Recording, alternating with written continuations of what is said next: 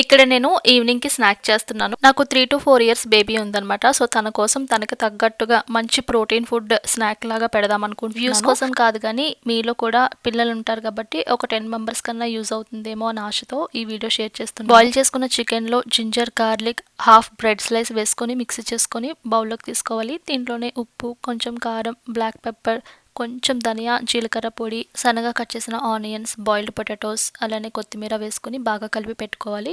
చిన్న చిన్న ముద్దలా తీసుకొని ఎగ్ డ్రాప్‌లో మనం చక్కగా దాన్ని ముంచి తర్వాత బ్రెడ్ క్రమ్స్‌లో అద్దుకొని టిక్కీస్ లాగా చేసుకొని షాలో ఫ్రై చేసుకోవాలి. లో టు మీడియం ఫ్లేమ్‌లో దీన్ని చక్కగా ఫ్రై చేసుకొని టొమాటో కెచప్‌తో సర్వ్ చేసుకుంటే వేడివేడిగా చాలా బాగుంటుంది.